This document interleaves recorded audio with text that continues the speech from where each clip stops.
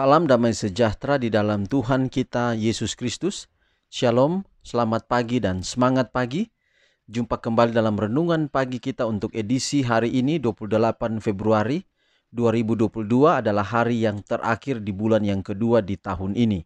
Dan saya juga menyampaikan selamat hari ulang tahun untuk Ibu Beatrice Mandey dan juga Ibu Sherina Pianusa. Ibu Sherina Pianusa dan juga Ibu Beatrice Mandey yang berhari ulang tahun pada hari ini.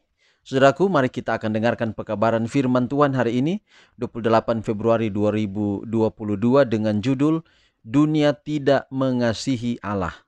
Sebelum kita lanjutkan, mari kita berdoa.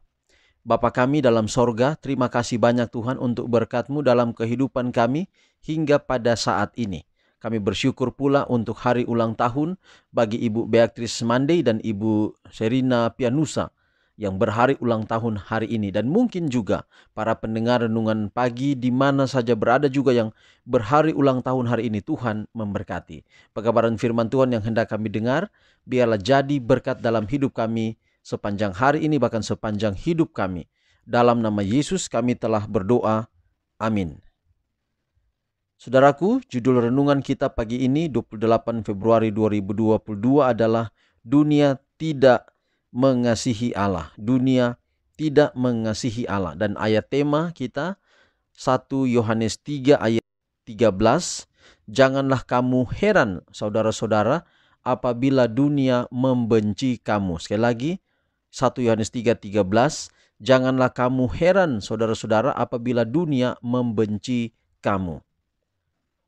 Injil harus disampaikan dengan pertempuran yang bersifat menyerang. Di tengah-tengah pertentangan, bahaya kerugian dan penderitaan. Tetapi mereka yang melakukan pekerjaan ini hanya mengikuti langkah guru mereka. Jadi kalau dunia membenci Yesus, guru adalah Yesus, maka saudara-saudara ingat ketika kita melakukan pekerjaan Injil ke seluruh dunia, maka ada waktu di mana kita juga dibenci sama seperti Yesus dibenci. Sebagai penebus dunia, tampaknya Kristus senantiasa berhadapan dengan kegagalan. Ia, utusan kemurahan kepada dunia kita, tampaknya melakukan sedikit saja dari pekerjaan yang ingin dilakukannya dalam mengangkat derajat dan menyelamatkan jiwa. Pengaruh setan senantiasa bekerja untuk menentang jalannya. Tetapi ia tidak mau tawar hati. Orang-orang Kristen yang mula-mula itu memang adalah umat-umat yang istimewa. Tingkah laku mereka yang tidak bercela dan iman mereka yang tidak bisa dibengkokkan merupakan teguran yang senantiasa mengganggu ketentraman orang-orang berdosa. Biarpun jumlah mereka sedikit, tidak mempunyai harta, kedudukan, jabatan yang terhormat, mereka menjadi ancaman yang menakutkan bagi pelaku-pelaku kejahatan di mana saja tabiat dan ajaran mereka dinyatakan. Kalau kita terlibat dalam pekerjaan penginjilan, saudara, ingat bahwa Allah akan melindungi kita. Allah akan menjaga kita walaupun kita terhina, kita dibenci sama seperti Yesus dibenci. Oleh sebab itu, mereka dibenci oleh orang jahat seperti Habel dibenci oleh Kain abangnya. Dengan alasan itulah Kain membunuh Habel.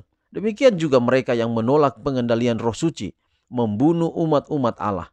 Dengan alasan yang sama, orang-orang Yahudi menolak dan menyalibkan juru selamat. Oleh karena kesucian dan kekudusan tabiatnya, senantiasa merupakan teguran kepada sikap korup dan mementingkan diri mereka. Sejak zaman Kristus sampai sekarang, murid-muridnya yang setia telah membangkitkan kebencian dan pertentangan mereka yang mencintai dan mengikuti jalan-jalan dosa. Tuhan memberikan kepadamu kecerdasan dan akal sehat agar engkau dapat memegang janji-janjinya, dan Yesus siap membantu engkau dalam membentuk karakter yang kuat dan seimbang. Saudara-saudara, Tuhan mengasihi kita. Kalau kita rindu mengasihi Dia, kita komitmen untuk melayani pekerjaannya. Tapi ingat, dunia membenci Allah. Dunia tidak mengasihi Allah. Itu berarti kalau kita mengasihi Allah, dunia juga membenci kita. Tapi saudara, jangan heran Jangan heran kata firman Tuhan hari ini apabila dunia membenci kamu. Kenapa? Karena kita adalah pengikut Yesus. Dunia membenci Yesus. Dunia tidak suka dengan Yesus. Yesus beribadah pada hari Sabat. Dunia tidak suka dengan Yesus. Dunia tidak mau beribadah pada hari Sabat. Itulah sebabnya kenapa pelajaran tentang Sabat harus dikumandangkan. Pekabaran malaikat, 3 malaikat. Malaikat pertama, kedua, dan ketiga dalam kitab Wahyu pasal 14 mengamarkan tentang adanya Sabat yang palsu yang kemudian akan didirikan di atas dunia ini. Tetapi pekabaran 3 malaikat menyatakan bahwa kita harus sembahlah Allah. Dan sembahlah Allah dalam ayat itu mengatakan yang menciptakan langit dan bumi, laut dan segala isinya. Ingat saudara, penyembahan itu, hari Sabat itu kenapa dipelihara? Karena itu berhubungan dengan Allah sebagai pencipta. Ketika kita beribadah di hari yang Tuhan tentukan, maka kita sama dengan mengakui Allah sebagai pencipta. Itulah sebabnya saudara, penyembahan yang namanya worship, yang namanya ke gereja, itu sangat berhubungan dengan Allah mana yang kita akui sebagai pencipta. Ingat, setan juga menyatakan dia sebagai pencipta ketika dia menggoda Yesus. Dia katakan ini semua dia punya dan kalau engkau menyembah saya akan berikan. Artinya bahwa Yesus mengklaim bahwa dia juga adalah pencipta. Nah, kalau dia adalah pencipta, bagaimana supaya orang dapat menyembah dia sebagai pencipta? Maka dia juga harus menjadikan hari Sabat. Jadi harus ada Sabat yang Sabat palsu bagi Allah palsu, yaitu setan. Itulah sebabnya kenapa ada beda hari perbaktian di atas dunia ini. Jangan-jangan saudara, hari perbaktian di mana kita beribadah adalah hari Sabat yang palsu, yang di dalamnya kemudian penyembahan itu juga kepada Allah yang palsu, yang mengakui sebagai pencipta yang palsu. Maka kita kembali lagi, kalau kita mengasihi Yesus, kita menuruti semua perintah-perintah yang Yesus ajarkan kepada kita. Itu berarti kita mengasihi Allah. Kalau kita mengasihi Yesus, kita mengasihi Allah. Ingat, kita akan dibenci oleh banyak orang. Kalau saudara taburkan pekabaran kepada orang lain, mungkin orang tidak suka dengan itu, maka saudara akan dibenci. Ingat saudara, jalan kebenaran itu bukan yang lurus. Karena kata firman Tuhan, hati-hati yang lurus, ujungnya menuju maut.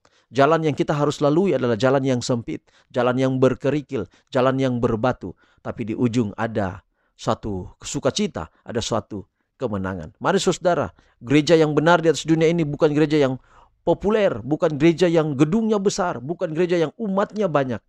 Tapi gereja yang benar di atas dunia ini adalah gereja yang akan dibenci oleh dunia. Kalau saudara rindu untuk bergabung dengan gereja yang dibenci oleh dunia, gereja yang tidak disukai oleh dunia, tetapi yang di dalamnya ada kebenaran, maka saudara harus terus menggali kebenaran firman Tuhan.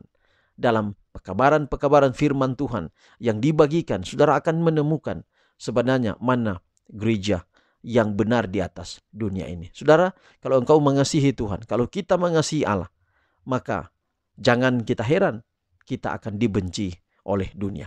Tuhan memberkati pekabaran hari ini menjadi bagian kita semua.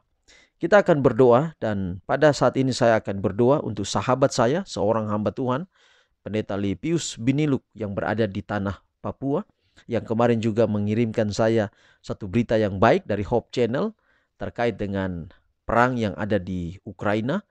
Kita doakan juga di Ukraina, saudara-saudara kita di sana.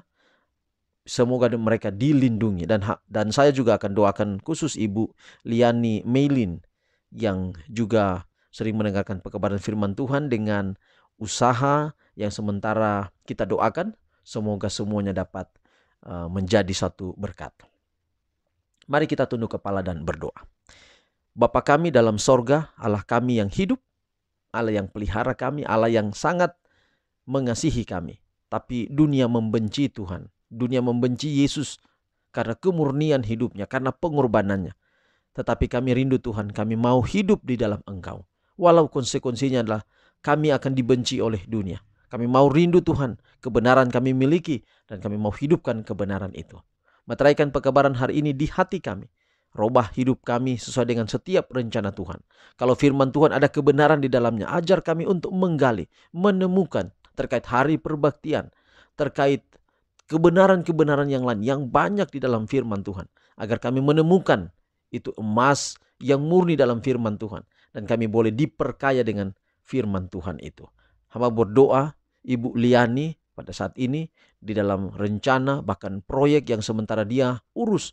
Tuhan akan memberkati, Tuhan akan campur tangan, semua Tuhan mudahkan agar bisa menjadi satu berkat. Ada komitmen yang ibu buat untuk pekerjaan pelayanan. Tuhan kiranya turut campur tangan. Hamba juga berdoa untuk hamba Tuhan, sahabat hambamu atau orang tua hambamu yang ada di Papua, Pendeta Lipius Biniluk. Tuhan memberkati hamba Tuhan ini. Memberkati setiap hari dalam setiap aktivitas. Tuhan turut campur tangan. Hamba juga berdoa untuk saudara-saudara umat-umat Tuhan yang ada di Ukraina.